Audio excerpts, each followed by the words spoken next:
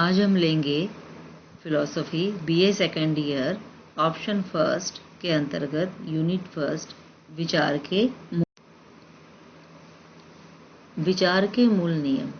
तर्कशास्त्र में तर्क की शुद्धता का मूल्यांकन जिन नियमों के आधार पर किया जाता है उन्हें विचार के नियम कहा जाता है। मूर ने इन्हें समस्त तर्क के सार्वलौकिक सिद्धांत कहा है। कार्वे थ्रीड के अनुसार इसे निगमन सिद्धांत कहा गया है। विचार के मूल नियम 4 प्रकार के हैं: तादात्म्य का नियम, विरोध बाधक नियम, मध्य दशा परिहार का नियम, पर्याप्त हेतु का नियम। उपरोक्त चारों में से पहले 3 नियम अरस्तू ने दिए हैं, जिन्हें आधारभूत नियम माना जाता है। पर्याप्त हेतु का चौथा नियम लाइब्निज स्वीकार करता है। विचार के नियमों की विशेषताएं। विचार के नियमों की कुछ विशेषताएं ऐसी हैं जो सभी नियमों पे समान रूप से लागू होती हैं। विचार के नियम, सबसे पहले यह जानना आवश्यक है कि ये नियम किस अर्थ में नियम नहीं हैं और किस अर्थ में नियम हैं। नंबर 1, विचार के नियम मनोवैज्ञानिक नियम नहीं हैं। वास्तव में विचार के नियम मनोवैज्ञानिक अर्थ में विचार के नियम नहीं हैं, क्योंकि ये नियम विचारों के बारे में नहीं है। विचार करने की प्रक्रिया क्या है, इनका संबंध इन नियमों से कहीं से भी नहीं है। नंबर 2, ये नियम आदेशात्मक या प्रेरणात्मक भी नहीं है। ये नियम आदेशात्मक भी नहीं है क्योंकि इन नियमों का स्वरूप विचार किस प्रकार करना चाहिए या ऐसे विचार नहीं करना चाहिए से नहीं होता। इन नियमों के स्वरूप को निम्नलिखित विशेषताओं के द्वारा प्रकट किया जा सकता है। नंबर 1, विचार के नियम आधारभूत नियम होते हैं। विचार के नियमों को आधारभूत नियम इसलिए कहा जाता है क्योंकि ये तर्कशास्त्र के दूसरे सभी नियमों के आधार हैं और ये सारे नियमों की नींव हैं जिस पर सत्यता संबंधी सारा भवन खड़ा होता है। इन नियमों को प्रथम नियम भी कहा जाता है क्योंकि ये नियम दूसरे सभी नियमों के पहले आते हैं। विचार के नियम परम आवश्यक नियम माने गए हैं। ये नियम आदि सत्य हैं। यदि इन नियमों का उल्लंघन किया जाए तो शुद्ध विचार का ही नहीं बल्कि विचार करना भी असंभव हो जाएगा। विचार के इन नियमों को भंग नहीं किया जा सकता। नंबर 3, विचार के ये नियम आकारगत नियम होते हैं। ये नियम आकारगत नियम इसलिए कहलाते हैं क्योंकि ये निगमन के मूल नियम है और निगमन का संबंध आकारगत सत्यता के साथ में होता है। जैसे रसायन शास्त्र के नियम रासायनिक यौगिकों की रचना के संबंध में होते हैं, किंतु दूसरी ओर विचार के नियमों का संबंध किसी विशेष प्रकार की वस्तुओं के आकार से नहीं होता, बल्कि ये सभी वस्तुओं के सामान्य रूप से संबंधित होते हैं। चौथा है, सामान्य रूप से सिद्ध नियम माने गए हैं।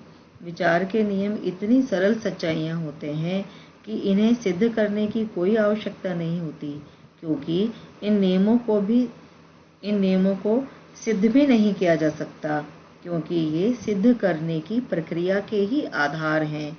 ये नियम दूसरी सभी बातों को सत्य या असत्य सिद्ध कर सकते हैं, परंतु अपने आप को सिद्ध करने में असमर्थ हैं। ये उन नेत्रों की भांति हैं जो दूसरी सारी वस्तुओं को देख सकते हैं परंतु खुद को नहीं देख सकते। विचार के ये नियम अनुभव निरपेक्ष नियम माने गए हैं। ये नियम किसी प्रकार के अनुभव से पहले ही हमारे मन में उपस्थित रहते हैं। इसलिए विचार के नियम अनुभव के आधार पर बताई गई सच्चाई नहीं है, क्योंकि ये बिना किसी अनुभव के हमारे मन में उपस्थित हैं, बल्कि अनुभव स्वयं इन नियमों के सहारे ही प्राप्त किया जा सकता है। ये नियम अति सामान्य हैं। तादात्म्य का नियम, सबसे पहले हम देखेंगे लॉ ऑफ आइडेंटिटी। इस नियम के अनुसार एक वस्तु जो है वह है। और इस नियम का सूत्र होगा क है। इस नियम की व्याख्या इस प्रकार है। क, प्रत्येक वस्तु अपने अनुरूप है। ख, प्रत्येक वस्तु अपने से अलग नहीं होती। ग, प्रत्येक वस्तु अपने आप से तादात्म्य रखती है, तादात्म्य का संबंध रखती है। इस प्रकार तादात्म्य के नियम से तात्पर्य है कि प्रत्येक वस्तु अपने आप के बराबर है। यह नियम इस साधारण सत्य को प्रकट करता है कि एक वस्तु जैसी है वैसी है। यह सच्चाई का सबसे बड़ा नियम माना गया है। जैसे जब हम ये कहते हैं कि यह वस्तु लोहा है तो वह लोहा ही है, और यदि हम कहते हैं कि मोहन बुद्धिमान है तो वह बुद्धिमान ही है। कुछ बातों के आधार पर इस नियम को हम प्रकट कर सकते हैं। जैसे संसार की सभी बातों को असत्य सिद्ध किया जा सकता है, किंतु तादात्म्य पर आधारित बातों को कभी भी असत्य सिद्ध नहीं किया जा सकता। अरस्तु के पहले कुछ दार्शनिकों का यह विचार था कि प्रत्येक वस्तु निरंतर बदलती रहती है और वह नदी की एक धारा के समान है जिसके पानी में दोबारा नहीं नहाया जा सकता। किंतु अरस्तु ने यह विचार किया कि यदि ऐसा माना जाए कि प्रत्येक वस्तु हर क्षण बदलती रहती है तो किसी भी वस्तु के बारे में सोचना असंभव हो जाएगा, क्योंकि जैसे ही उसके बारे में सोचना प्रारंभ करेंगे वह बदल जाएगी। इसलिए अरस्तु ने इस संबंध में एक स्थायी आधार तैयार करने के लिए तादात्म्य का नियम निकाला था, और इस नियम के बिना तर्क करना या असत्यता को सिद्ध करना असंभव है। इस नियम के बिना निगमन के क्षेत्र में तर्क करना और भी असंभव हो जाएगा। कभी भी यह कहा जा सकता है कि तादात्म्य का नियम जगत की परिवर्तनशीलता के नियम के साथ विरोध करता है, इसलिए यह सही नहीं है। किंतु यह भ्रामक मत है कि जगत की परिवर्तनशीलता को सही रूप में ना समझने के कारण ही ऐसा मत या ऐसी आलोचना तादात्म्य के नियम की जाती है। क्योंकि जब हम ये कहते हैं कि प्रत्येक वस्तु निरंतर परिवर्तनशील है, सब कुछ लगातार बदल रहा है, तो इसका यह अर्थ नहीं है कि प्रत्येक क्षण एक वस्तु के स्थान पर उससे अलग एक और अन्य वस्तु आ जाती है। यदि ऐसा होता तो किसी भी विषय में कोई भी ज्ञान स्थायी नहीं रहता।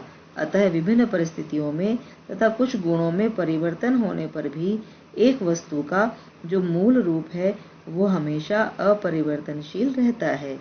इस प्रकार तादात्म्य का अर्थ परिवर्तनशीलता के बीच अपरिवर्तनशीलता है। जैसे क है, इसका अर्थ यह है कि विभिन्न परिस्थितियों तथा अनेक गुणों में परिवर्तन होने के बावजूद भी क है। जैसे मोहन का पुत्र कल तक अविवाहित था, लेकिन आज वह विवाहित हो जाता है। इस परिवर्तन के बावजूद भी मोहन का पुत्र तो मोहन का पुत्र ही है। इस नियम के अनुसार हमारा तर्क तभी शुद्ध रह सकता है यदि इसका आश्रय समान रहे। यदि आश्रय बदल जाता है, उसका आधार बदल जाता है, तो तर्क शुद्ध नहीं रह सकता। इस नियम के अनुसार एक तर्क वाक्य में एक ही शब्द को अलग अलग अर्थों में भी प्रयुक्त नहीं किया जा सकता। यदि हम ऐसा करने का प्रयास करेंगे तो हमारा तर्क अशुद्ध हो जाएगा। जैसे मन 40 सेर का होता है और खुशी से मन हल्का हो जाता है। निष्कर्ष, खुशी से मन 40 सेर हल्का हो जाता है। उपरोक्त तर्क में मन शब्द को दो अलग अलग अर्थों में प्रयुक्त किया गया है, इसलिए यह तर्क अशुद्ध है। तादात्म्य के नियम की आलोचना। इस नियम के आधुनिक तर्कशास्त्री इस प्रकार आलोचना करते हैं कि तादात्म्य का नियम एक विशेष देश काल में ही उचित है। यदि देश और काल बदल दिया जाए तो वही वस्तु अथवा तर्क गलत हो जाता है। इसलिए तादात्म्य के नियम में देश और काल का संकेत अवश्य होना चाहिए। जैसे यदि यह कहा जाए सूर्य चमक रहा है, तो इसके लिए देश और काल का भी स्पेस और टाइम का भी वर्णन करने की आवश्यकता है, क्योंकि हो सकता है इस स्थान पर सूर्य चमक रहा हो तथा अन्य स्थान पर ना भी चमक रहा हो। दूसरे नंबर का नियम है विरोध बाधक नियम या व्याघात का नियम, लॉ ऑफ कॉन्ट्राडिक्शन। इस नियम को इस प्रकार प्रकट कर सकते हैं कि यह नहीं हो सकता कि एक वस्तु एक ही समय और स्थान पर हो और ना भी हो। इसका सूत्र होगा कि यह नहीं हो सकता कि क ख हो तथा न ख भी हो। व्याख्या: किसी भी बात को सत्य होने के लिए विरोध भाव से मुक्त होना आवश्यक है। इस नियम को समझने के लिए विपरीत एवं विरोधी का अंतर जानना आवश्यक है। इस नियम के अनुसार किसी भी बात को सत्य होने के लिए विरोध भाव से मुक्त होना चाहिए। यदि किसी बात में परस्पर विरोध होगा तो वह अशुद्ध होगी। इस नियम को समझने के लिए हम देखेंगे विपरीत और विरोधी में क्या अंतर है। विपरीत गुण: विपरीत गुण से तात्पर्य है जैसे लाल और हरा, काला और सफेद, ये दोनों परस्पर विपरीत हैं। जो लाल है वह हरा नहीं हो सकता और जो हरा है वह लाल नहीं है, किंतु फिर भी लाल और हरा मिलकर दो ही गुण होते हैं। विरोधी गुण: विरोधी गुण वे होते हैं जो परस्पर भिन्न तो होते हैं परंतु वे मिलकर सारे गुण बन जाते हैं, जैसे लाल और न लाल। इस प्रकार ये परस्पर अलग हैं, किंतु इन दोनों को मिलाया जाए तो संसार के सारे रंग बन जाते हैं। अतः विरोध बाधक नियम के अनुसार एक ही समय पर एक वस्तु लाल और हरी हो सकती है। जैसे यदि उसका एक भाग लाल है तो दूसरा हरा हो सकता है, किंतु अगर उसको हमने लाल कर दिया तो उसे न लाल नहीं कह सकते। अतः विरोध बाधक नियम के अनुसार दो विरोधी बातें एक साथ उपस्थित और अनुपस्थित नहीं हो सकती। किसी भी वस्तु में दो विरोधी गुण साथ साथ नहीं हो सकते। एक ही कागज का टुकड़ा एक समय में श्वेत और अश्वेत साथ साथ नहीं हो सकता। इस नियम को हैमिल्टन ने अविरोध का नियम भी कहा है, क्योंकि हैमिल्टन के अनुसार विचार की शुद्धि के लिए अविरोध होना अथवा विरोध का अभाव होना अत्यंत आवश्यक है। अतः विरोध बाधक नियम के अनुसार एक ही वस्तु एक ही समय में उपस्थित और अनुपस्थित नहीं हो सकती। उदाहरण जैसे मोहन आज कक्षा में उपस्थित था, मोहन आज कक्षा में अनुपस्थित था। उपरोक्त दोनों कथन एक साथ सत्य नहीं हो सकते। यदि एक सत्य है तो दूसरा असत्य होगा और यदि एक असत्य है तो दूसरा सत्य होगा। तीसरे नंबर का नियम है मध्य दशा परिहार का नियम, लॉ ऑफ एक्सक्लूडेड मिडिल। इसका सूत्र है क ख है या क न ख है। इसकी व्याख्या इस प्रकार है: एक समय पर कोई वस्तु है या नहीं है। इस नियम के अनुसार कोई भी दो विरोधी बातों में दोनों गलत नहीं हो सकती, एक अवश्य ही सत्य होगी। इस नियम के अनुसार दो विरोधी बातों में दोनों साथ साथ गलत नहीं हो सकती, उनमें से एक का अवश्य ही सत्य होना आवश्यक है। यह नहीं हो सकता कि दोनों असत्य हों। इस नियम में वास्तव में तीसरी दशा को बाहर निकाला जाता है या यह नियम तीसरी दशा को बाहर निकालता है, इसलिए इस नियम को मध्य दशा परिहार कहा जाता है। यह नियम भी दो विरोधी बातों में दोनों को गलत नहीं मानता, उनमें से एक अवश्य ही सत्य मानता है। यह नहीं हो सकता कि दोनों विरोधी गुण एक वस्तु में न हो और उनमें से एक अवश्य ही उपस्थित हो। यदि एक नहीं है तो दूसरा अवश्य होगा। उदाहरण: आज मोहन कक्षा में उपस्थित था, आज मोहन कक्षा में अनुपस्थित था। उपरोक्त दोनों बातें एक साथ सत्य असत्य नहीं हो सकती, इनमें से एक अवश्य ही सही है। अब हम देखेंगे विरोध बाधक एवं मध्य दशा परिहार के नियम की तुलना। विरोध बाधक नियम के अनुसार दो विरोधी मत एक साथ सत्य नहीं हो सकते, अर्थात उनमें से एक अवश्य ही असत्य होना चाहिए। यह चट्टान कठोर है, यह चट्टान अकठोर है। इस प्रकार उपरोक्त दोनों कथन एक साथ सही नहीं हो सकते। इनमें से एक को अवश्य ही असत्य होना चाहिए। यदि पहला कथन सत्य है तो दूसरा कथन असत्य होगा।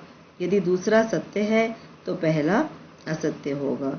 दूसरी ओर मध्य दशा परिहार के नियम के अनुसार दो विरोधी विकल्प एक ही वस्तु के बारे में एक साथ असत्य नहीं हो सकते, अर्थात उनमें से एक को अवश्य ही सत्य होना चाहिए। जैसे कठोर पद चट्टान के बारे में सही नहीं है तो उसके विरुद्ध अकठोर उसके बारे में अवश्य ही सही होगा। यदि अकठोर पद सही नहीं है तो कठोर पद सही होगा। उपरोक्त विवेचन से यह निष्कर्ष नहीं निकालना चाहिए कि ये दोनों नियम एक ही बात को दर्शाते हैं। वास्तव में विरोध बाधक नियम यह बताता है कि दो विरोधी पद एक साथ सत्य नहीं हो सकते, और दूसरी ओर मध्य दशा परिहार का नियम यह बताता है कि दोनों पद एक साथ असत्य नहीं हो सकते। अब हम देखेंगे उपरोक्त तीनों नियमों का संबंध। उपरोक्त तीनों नियमों में परस्पर संबंध है। तादात्म्य का नियम जो बात कहता है उसी को दूसरे ढंग से विरोध बाधक नियम कहता है। विरोध बाधक नियम दो विरोधी पदों में दोनों को सत्य नहीं मानता, जबकि मध्य दशा परिहार के नियम के अनुसार दो विरोधी पदों में से दोनों ही असत्य नहीं हो सकते। अतः दोनों नियम एक ही सत्य को भिन्न भिन्न रूपों में अलग अलग प्रकार से प्रकट करने का प्रयास करते हैं। अब हम लेंगे चौथा नियम, विचार का चौथा नियम जो लाइबनिज ने दिया है, पर्याप्त हेतु का नियम या कारणता का नियम, या लॉ ऑफ सफिशिएंट रीजन। इस नियम को इस प्रकार प्रस्तुत कर सकते हैं कि कोई वस्तु जैसी है वैसी ही क्यों है। व्याख्या। इस नियम से निम्नलिखित बातें स्पष्ट होती हैं कि कोई वस्तु या घटना बिना कारण नहीं हो सकती। कोई वस्तु जैसी है वैसी क्यों है, इसका पर्याप्त कारण है। इस नियम से निम्नलिखित तीन बातें प्रकट होती हैं। नंबर 1, प्रत्येक वस्तु का कोई न कोई कारण अवश्य होना चाहिए। यदि कुछ भी नहीं है तो उस शून्य में से कुछ भी उत्पन्न नहीं होगा। प्रकृति में निहित प्रत्येक घटना का कोई न कोई कारण अवश्य होगा। जैसे वर्षा होती है तो वर्षा का भी पर्याप्त कारण है। नंबर 2, यह नियम कहता है कि कारण हमेशा पर्याप्त होना चाहिए, क्योंकि अपर्याप्त कारण किसी घटना या वस्तु की व्याख्या ही नहीं कर सकता। जैसे यदि हम वर्षा का कारण केवल बादल को मानते हैं तो कई बार ऐसा भी होता है कि बादल होते हैं परंतु वर्षा नहीं होती। नंबर 3, कई बार यह भी देखा जाता है कि यह घटना अचानक या असंभव रूप से हो गई है। अचानक का यहाँ पर यह अर्थ हो सकता है कि हमें उसके होने की कोई आशा न हो, परंतु यहाँ अचानक का अर्थ अकारण नहीं है। यह संभव है कि किसी घटना का कारण हम नहीं जानते, इसलिए उसे अकस्मात या अचानक ही मान लेते हैं, किंतु कारणता का यह नियम इसका विरोध करता है। जैसे किसी व्यक्ति की मृत्यु अचानक हो जाती है तो वह मृत्यु का कारण कोई न कोई अवश्य ही रहता है, चाहे हमें उसके कारण का पता ना हो। इस प्रकार पर्याप्त हेतु के नियम के अनुसार संसार की प्रत्येक वस्तु का या घटना का कोई न कोई कारण अवश्य होता है। कारणहीनता का कोई भी अर्थ नहीं है। बिना पर्याप्त या संतोषजनक कारण के घटना नहीं हो सकती। जैसे अच्छी फसल के लिए उत्तम बीज, जुताई, पानी का उचित प्रबंध आदि समस्त अवस्थाएं अनिवार्य हैं तथा ये सभी मिलकर अच्छी फसल का पर्याप्त कारण बनती है।